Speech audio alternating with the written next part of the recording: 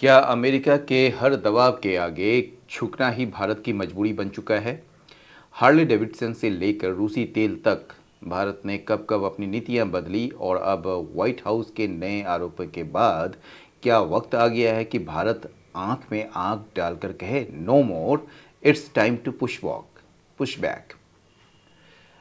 आ, नमस्कार। स्वागत है आप सभी का आज के द हिंदू एडिटोरियल एनालिसिस में। आज का एडिटोरियल बेहद संवेदनशील और भारत की अर्थव्यवस्था और विदेश नीति से जुड़ा एक बड़ा मुद्दा उठाता है और आज का शीर्षक है time to push back. White house की हालिया रिपोर्ट में भारत पर आरोप लगाया गया है कि यह चीन को अमेरिकी टैरिफ से बचने में मदद कर रहा है। लेकिन क्या यह आरोप सच है? क्या भारत सचमुच केवल चीनी सामानों पर कॉस्मेटिक बदलाव कर रहा है या फिर यह मेक इन इंडिया की एक बहुत मजबूत नींव है जिसे अमेरिका दबाने की कोशिश कर रहा है? तो चलिए चलते हैं आज का एनालिसिस को बिना किसी देरी के शुरू करते हैं। और पहले हम लोग वर्ड्स देख लेते हैं, ठीक है। इम्बॉल्डेंट का मतलब हौसला बढ़ाना या उत्साहित करना, इंकरेज करना, फोर्टिफाई करना, स्ट्रेंथन करना, इंस्पायर करना। एंड हो जाएगा डिस्करेज, डोंट या फिर इंटिमिडेट या डिसहार्टेन, ठीक है। इवेजन का जो मतलब होता है टाल मटोल करना या टैक्स या दायित्व से बचना, इवेजन, ठीक है। इवेट से बना है ये अवॉइडेंस, सर्कमवेंशन, डॉजिंग या एल्यूजन। एंड हो जाएगा कॉम्प्लायंस, डायरेक्टनेस, कन्फॉर्मेंस या फिर ओबीडियंस। कॉस्मेटिक मतलब सतही या केवल दिखावे के रूप में जो देखते हैं वो सुपरफिशियल, सरफेस, शैलो या नॉमिनल। एंड हो जाएगा फंडामेंटल, सब्सटेंशियल, प्रोफाउंड या डीप। प्यूनिटिव का मतलब दंडात्मक यानी कि सजा संबंधी, डिसिप्लिनरी, पिनल, रिट्रीब्यूटिव या फिर कास्टिगेटरी। एंड तो हो जाएगा रिवार्डिंग, बेनिफिशियल, रिमेडियल या पार्डनिंग। इवेंचुअलिटी का मतलब होता है संभावित घटना या आकस्मिकता, पॉसिबिलिटी, कंटिजेंसी या लाइकलीहुड या अकरेंस। एंड हो जाएगा इम्पॉसिबिलिटी, सर्टेनिटी या फिर रियलिटी या फिर इनएविटेबिलिटी। कंसीवेबल का मतलब कल्पनीय, जो हो सके, इमेजिनेबल, प्लॉजिबल, फिजिबल या फिर क्रेडिबल। एंड हो जाएगा इनकंसेबल या फिर अनथिंकेबल, इम्पॉसिबल या इम्प्लॉजिबल। रेल का मतलब या राइल जिसको कह सकते हैं, कड़ी आपत्ति करना या तीव्र विरोध करना, ठीक है। और इसका मतलब होता है प्रोटेस्ट, डिनाउंस, इनवे या फिर फलमिनेट, ठीक है। चलिए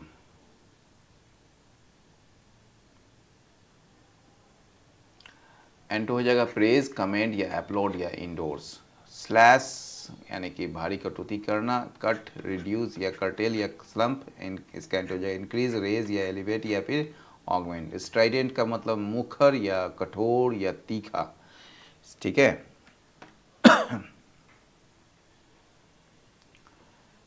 अच्छा चलिए हो गया। स्ट्राइडेंट का मतलब वही मुखर हो गया, तीखा हो गया, फोर्सफुल या फिर वेहमेंट या वॉसिफेरस या क्लैमरस। एंड हो जाएगा माइल्ड, सटल या मॉडरेट या सबड्यूड। रेप्रीव का जो मतलब होता है अस्थायी राहत, रिलीफ, रेस्पाइट, एबेटमेंट या डेफरल। एंड हो जाएगा पेनाल्टी, एजुकेशन, पनिशमेंट या इन्फोर्समेंट। डाइल्यूशन का मतलब दुर्बलता या प्रभाव या रुख में कमी होना, वीकनिंग, एटेन्युएशन या फिर रिडक्शन या सॉफ्टनिंग, सॉरी, स्ट्रेंथनिंग। एंड हो जाएगा फोर्टिफिकेशन, री या इंटेंसिफिकेशन। आपको विल्ड का जो मतलब होता है वो होता है शक्ति या प्रभाव का इस्तेमाल करना। एक्सरसाइज, एक्सर्ट, ब्रांडिस या फिर एम्प्लॉय। एंड हो जाएगा इल्ड, सरेंडर या रेलिंक्विश या फॉरफीट। कॉन्सेशन मतलब रियायत, छूट, समझौता। कॉम्प्रोमाइज, अलाउंस, इल्डिंग या फिर सरेंडर। एंड हो जाएगा रिफ्यूज़ल, डिनायल, प्रोटेस्ट या नॉन कॉम्प्लायंस। सॉरी, ठीक है।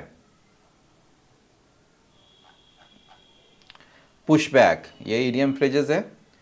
पुशबैक का जो मतलब होता है किसी अनुचित दबाव या मांग या नीति का कड़ा विरोध करना, या the workers decided to push back against the management's decision, ठीक है ना, टू इंक्रीज वर्किंग आवर्स। जो मैनेजमेंट का जो डिसीजन है वर्किंग आवर्स को बढ़ाने का, उसके अगेंस्ट में वर्कर्स ने क्या किया है, कड़ा विरोध दर्ज किया है। लेवल एन एक्यूजेशन, किसी पर गंभीर आरोप लगाना। Several opposition leaders level serious accusation of financial fraud against the minister, ठीक है, मिनिस्टर के खिलाफ जो है फाइनेंशियल फ्रॉड का आरोप लगाया है।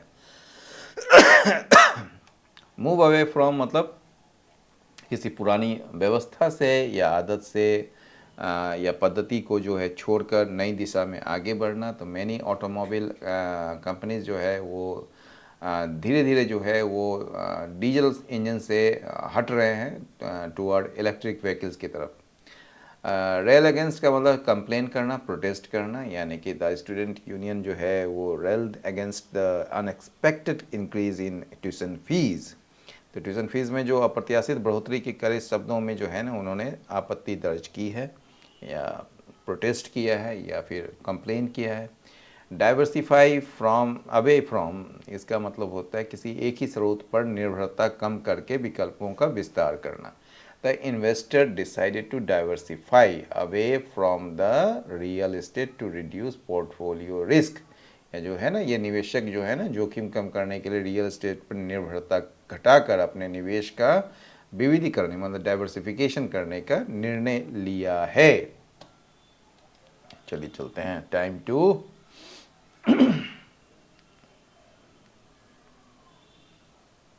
rail,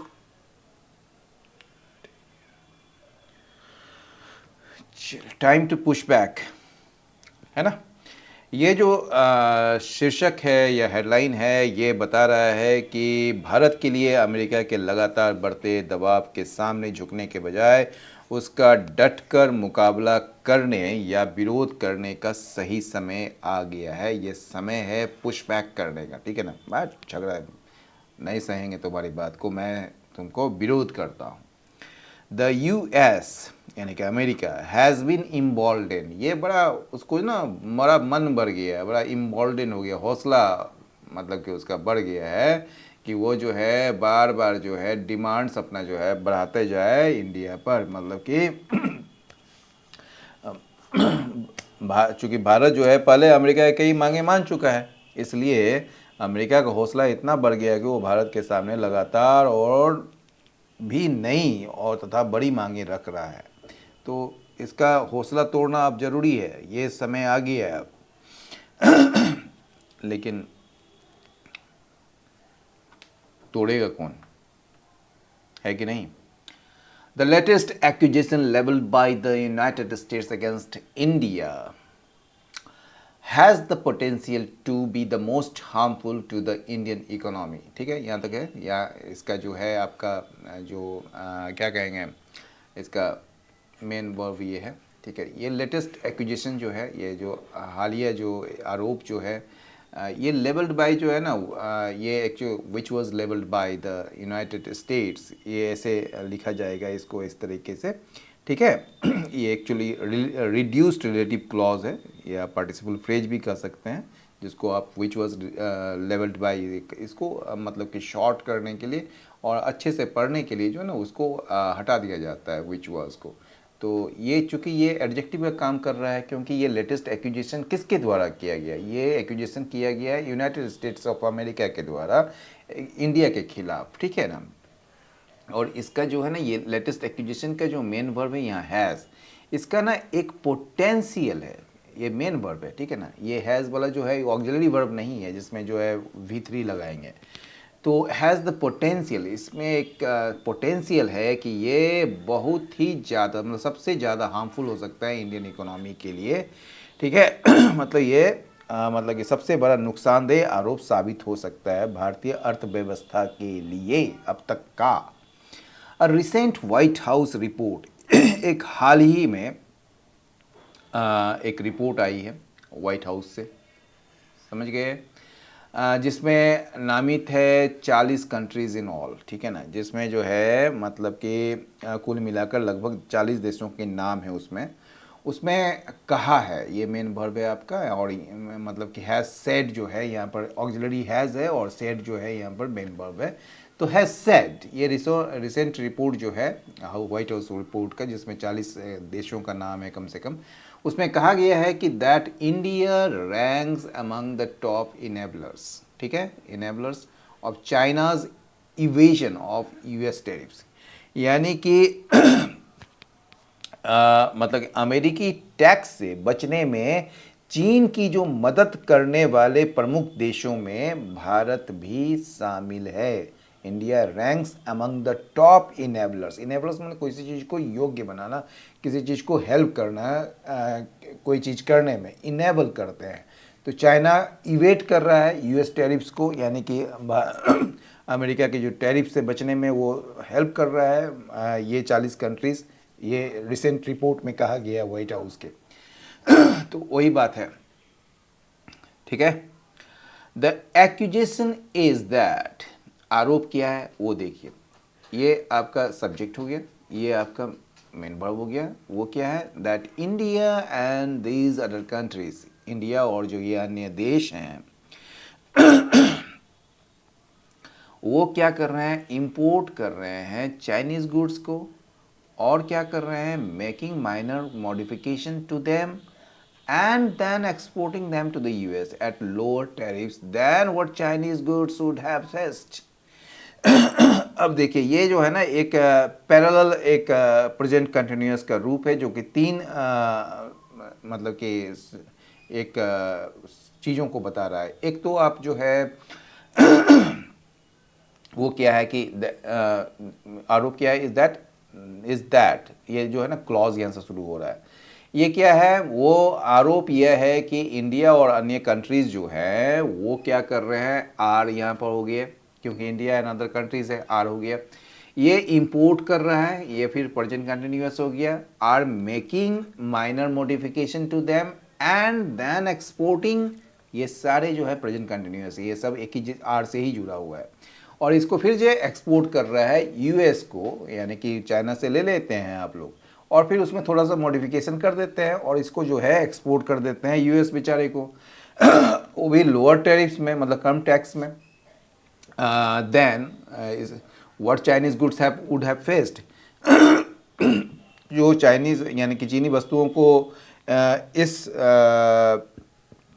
क्या कहते हैं उसको, इन वस्तुओं पर जो निर्यात किया जाता है उस पर जो उसको झेलने पड़ते हैं, उससे कम में ही ये जो है ये देश जो है वो उसको एक्सपोर्ट कर देते हैं यूएस को, ठीक है। तो यूएस को बड़ा घाटा हो जाता है इससे, ऐसा यूएस का कहना है।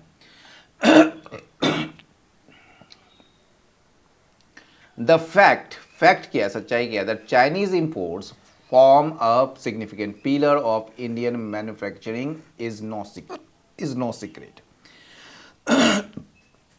अरे भैया ये बात किसी से भी छिपी हुई नहीं है। द फैक्ट ये है कि फिर जो है देखिए फैक्ट के बारे में बता रहा है कि चाइना से जो इंपोर्ट किया जाता है भारत में, वो एक बहुत ही महत्वपूर्ण मतलब क्या कहेंगे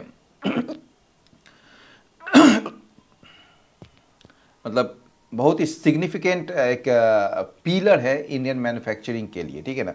और ये किसी से छिपी हुई नहीं है, इज नो सीक्रेट, ठीक है। आगे बढ़ते हैं, हिचकी आ रहा है। Yet the nature of this imports is slowly changing, ठीक है। फिर भी जो नेचर है, आज का जो नेचर है इस इंपोर्ट्स का, जो आयात कर रहे हैं चीन से जो आने वाला जो इन सामानों के जो प्रकार हैं, जो तौर तरीके हैं, उसमें जो है धीरे धीरे बदलाव आ रहा है। India is gradually moving away, India जो है धीरे धीरे वो दूर हो रहा है इम्पोर्टिंग फिनिश्ड प्रोडक्ट से, यानी कि आप जो पहले फिनिश्ड प्रोडक्ट्स हम लोग इम्पोर्ट कर लिया करते थे, यानी कि जो बना बनाया सामान जो हम लोग लाते थे, अब उससे वो जो है दूर हट रहा है, उसको छोड़ रहा है। और क्या कर रहा है, मेकिंग कॉस्मेटिक चेंजेस, उसमें जो है छोटी मोटी बदलाव जो कर रहे थे उससे दूर हट रहे हैं, एंड सेलिंग देम, और उसको बेच रहे हैं, ठीक है ना। तो इस चीज़ से दूर हो रहा है। तो यहाँ पर जो है ना फ्रॉम आ गया आपका, और फ्रॉम के बाद जो है ये जीरंड आ गया, ये भी जीरंड आ गया और ये भी जीरंड आ गया। तो इस चीज़ से मूव अवे हो रहे हैं, इंपोर्ट करने से, मेकिंग कॉस्मेटिक चेंजेस करने से और सेलिंग देम। अब हम लोग जो ना पुर्जा उर्जा ले लेते हैं और अपना सामान अपना बनाते हैं, वही है। लेकिन हम लोग जो है डिपेंडेंट है मैन्युफैक्चरिंग सेक्टर के लिए पूरी तरह से चाइना पर ही। और हम लोग ही क्या, विश्व आधा विश्व से ज़्यादा जो है ना वो चाइना पर ही डिपेंडेंट है। Instead, the share of intermediate goods in Indian imports from China has been steadily rising. इसके बजाय क्या हो रहा है, जो शेयर है इंटरमीडिएट गुड्स का इंडियन इंपोर्ट्स में जो चाइना से लिए जा रहे हैं वो लगातार जो है बढ़ रहा है। इंटरमीडिएट गुड्स यानी कि वैसे सामान जो जैसे कि जो सामान बनाने के लिए जो जो पुर्जे होते हैं, जो कच्चा माल होता है, वो हम लोग ज़्यादा खरीद रहे हैं ताकि खुद अपना सामान तैयार कर सकें। तो इंटरमीडिएट गुड्स का जो शेयर है वो बढ़ रहा है हमारे यहाँ, जो चाइना से जो ला रहे हैं। ठीक है, दैट इज़ इसका मतलब यह है, दैट इज़ मतलब इसका मतलब यह है कि India is doing much of its own assembly. India जो है वो अपना सामान खुद तैयार कर रहा है and manufacturing in several sectors, और मैन्युफैक्चरिंग भी कर रहा है कई सारे सेक्टर्स में। नाउ अब relying on China and other countries for the parts needed. और ये जो है ना चाइना और अन्य देशों पर जो है जो क्या कहेंगे निर्भर कर रहा है केवल जरूरी पार्ट्स के लिए। ठीक है ना। दिस शिफ्ट, ये जो बदलाव है ना, ये जो शिफ्ट है, ये जो बदलाव है, ये बड़ा एक इम्पॉर्टेंट स्टेप है किस तरफ, towards full scale manufacturing in India. ठीक है, यानी कि भारत में पूर्ण रूप से आत्मनिर्भर और बड़े पैमाने पर फैक्ट्रियां और उद्योग स्थापित करने की दिशा में एक बहुत ही महत्वपूर्ण, एक अहम कदम है। ठीक है, the US has not yet announce punitive action. अब यहाँ तक देख लीजिए, यूएस जो है वो अभी तक अनाउंस नहीं किया है कोई भी प्यूनिटिव एक्शन, यानी कोई भी दंडात्मक कार्रवाई या फिर पाबंदी की घोषणा नहीं की है। ठीक है, बेस्ड ऑन इट्स असेसमेंट, जो इसके आकलन पर आधारित हो, of apparent Chinese tariff invasion, sorry invasion नहीं, इवेजन। ठीक है ना, जो कि मतलब कि चीन द्वारा जो टैक्स चोरी के जो अमेरिका का जो अनुमान के आधार पर जो बेस्ड हो या उस पर आधारित हो। दो हालांकि दैट इवेंचुअलिटी, हालांकि ये जो इवेंचुअलिटी है, जो कार्रवाई होने की जो संभावना है, वो उससे इनकार नहीं किया जा सकता है, यानी कि वो उसकी कल्पना की जा सकती है, मतलब उसका उसमें इनकार नहीं किया जा सकता। आज न कल वो प्यूनिटिव एक्शन यूएस लेगा। However should it do show, should जो है यहाँ पर ना चाहिए वो ये वाला नहीं है, यहाँ शुड जो है वो सेंस दे रहा है इफ का। हालांकि यदि अमेरिका ऐसा करता है तो India must resist bowing to US pressure on this issue. तो भारत को क्या करना चाहिए, वो रेसिस्ट करना चाहिए, विरोध करना चाहिए इस मामले पर यूएस के समक्ष झुकने का, या यूएस के सामने जो है घुटने टेकने से, या यूएस के सामने, यूएस के आगे झुकने का विरोध अवश्य करना चाहिए। एज इवन द गवर्नमेंट, ठीक है, as even the government has admitted, जैसा कि सरकार ने भी माना है या स्वीकार किया है, Chinese imports right now, China से जो इंपोर्ट होता है अभी मतलब वर्तमान समय में, are an important part of the make in India story. वो मेक इन इंडिया स्टोरी का एक बहुत ही महत्वपूर्ण हिस्सा या बेहद जरूरी हिस्सा है, ये सरकार ने भी इसको माना है। चलिए दूसरे पैराग्राफ में, the fear of India bowing to US pressure is based on president. अब देखिए, ये जो फियर है ना, डर जो है इंडिया का झुकने का यूएस प्रेशर के सामने, ये किस पर आधारित है, मिसाल पर आधारित है। यानी कि जो भारत जो है अमेरिकी दबाव के आगे जो झुक जाएगा, उसका जो ये डर है वो अकारण नहीं है, बल्कि इतिहास और पिछले उदाहरणों पर यह आधारित है। In his first term as US president, अपने पहले कार्यकाल में यूएस प्रेसिडेंट के रूप में डोनाल्ड ट्रंप जो है उसने आपत्ति दर्ज की थी इंडिया के टैरिफ्स का ऑन हाई एंड मोटरसाइकिल्स पर, यानी कि इंडिया के जो मतलब कि महंगी और बड़ी मोटरसाइकिल जैसे हार्ले डेविडसन पर जो है ना भारत द्वारा लगाए जाने वाले भारी टैक्स का विरोध किया था डोनाल्ड ट्रंप ने अपने पहले कार्यकाल में। ठीक है, 2018 में क्या हुआ, India cut this tariffs, India ने टैरिफ्स को कट कर दिया, कम कर दिया। अब मान लीजिए वहाँ से आपत्ति दर्ज कर दी, भाई डोनाल्ड ट्रंप हमारे प्रधानमंत्री के बहुत अच्छे मित्र हैं तो उसके लिए भी करना पड़ेगा ना। तो 2018 में इंडिया जो है ये टैरिफ्स को कट कर दिया और ये कट करके 50% में ले आया, जो कि पहले कितना था 60 से 75% और and then cut them further to 40% in February 2025 और बाद में फरवरी 2025 में जो है 50% से भी नीचे 40% तक ये ले आए भाई साहब हमारे प्रधानमंत्री जी। ठीक है, before trade deal talks had even started, इससे पहले कि ट्रेड डील टॉक्स जो है वो स्टार्ट भी नहीं हुए थे, उसके पहले ही जो है 40% इन्होंने 2025 में इन्होंने कर दिया। राइट, कोई बात नहीं भाई, प्रधानमंत्री हैं हमारे, इतने बड़े प्रधानमंत्री हैं। सिमिलरली इसी तरह इट्स स्लैश्ड, इसने कम कर दिया इम्पोर्ट ड्यूटीज को श्रिम्प फीड पर, झींगा पालन के लिए जो ये मिलता है ना, क्या कहते हैं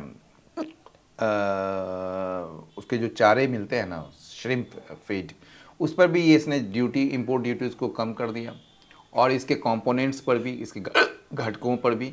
इन द फरवरी 2024 बजट में अ की आस्क ऑफ द यूएस, ये जो है अमेरिका की एक मुख्य मांग थी।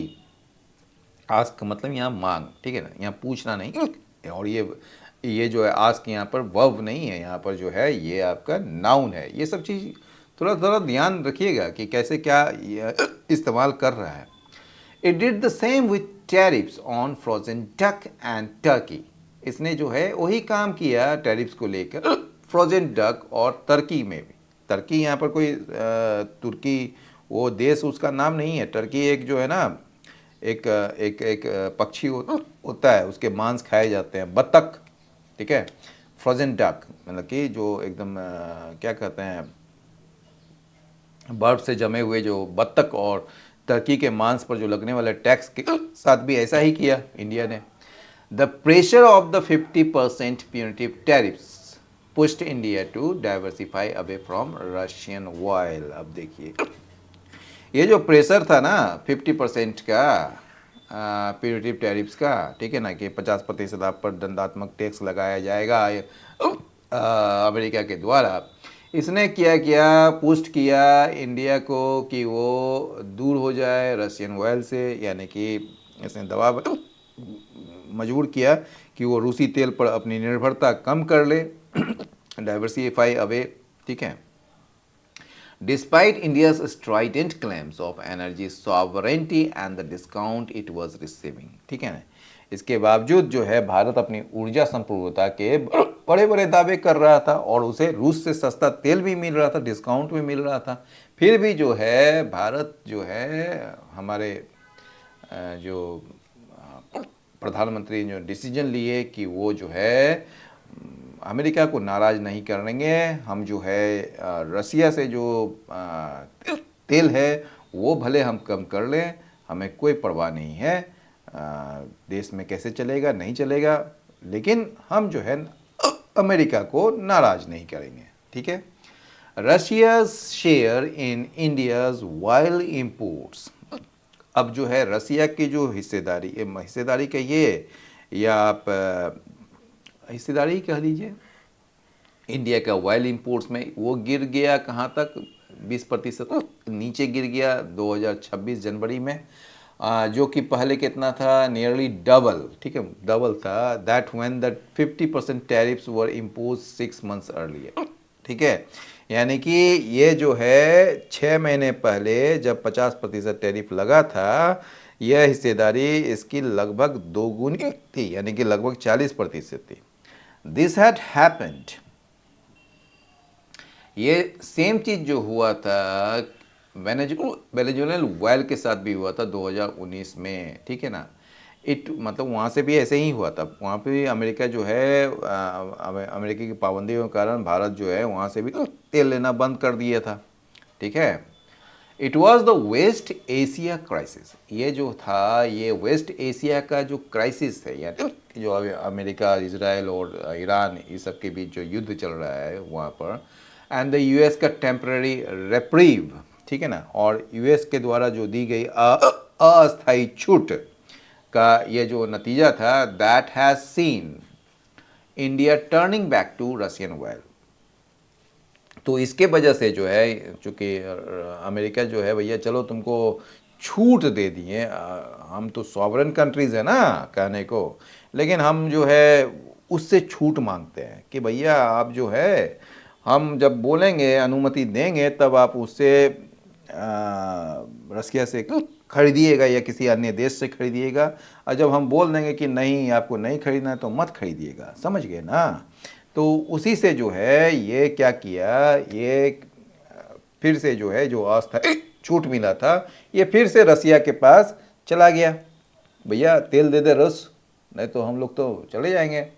तो वो जो है रूसी तेल की ओर फिर से रुख किया, अलाउइंग एफडीआई, ठीक है, allowing FDI in the e commerce inventory model, यानी कि एफडीआई की अनुमति देना ई कॉमर्स के इन्वेंट्री मॉडल में। ये जो आप देखते हैं ना अमेजन या क्या कहते हैं उसको, फ्लिपकार्ट और से भी कई सारी चीज़ें, उसमें जो है विदेशी निवेश को अलाउ करना इन्वेंट्री मॉडल में, एज इंडिया रिसेंटली डीड, जैसा कि इंडिया ने अभी हाल ही में किया है, was something Amazon had been lobbying for a decade. ये एक ऐसा चीज़ था जिसके लिए अमेजन जो है वो एक दशक से पैरवी कर रहा था, लॉबिंग कर रहा था, and a dilution of India's long held stand, और जो है ये भारत के लंबे समय से चले आ रहे जो रुख है उसका कमजोर पड़ना ये जो है दिखाता है, ठीक है। The US can wield immense pressure, अब अमेरिका जो है आप पर बहुत ही ज़्यादा क्या कह सकते हैं आर्थिक और कूटनीतिक दबाव उसके पास बनाने की ताकत है, ठीक है। US can wield immense pressure and so concessions are understandable, और इसलिए जो रियायत जो है वो भारत को कुछ मामलों में जो मिल जाती है वो भी आपको समझ में आता है, बट दैट हैज़ इम्बॉल्डेन, लेकिन इसने जो है उसका हौसला बढ़ा दिया है अमेरिका को टू मेक इंक्रीजिंग डिमांड्स, कि वो और भी ज़्यादा डिमांड्स करते रहे इंडिया पर। India needs to start pushing back, अब जो है भारत को क्या ज़रूरी है, पुश बैक करने का, विरोध करने की ज़रूरत है भारत को, समझ रहे हैं।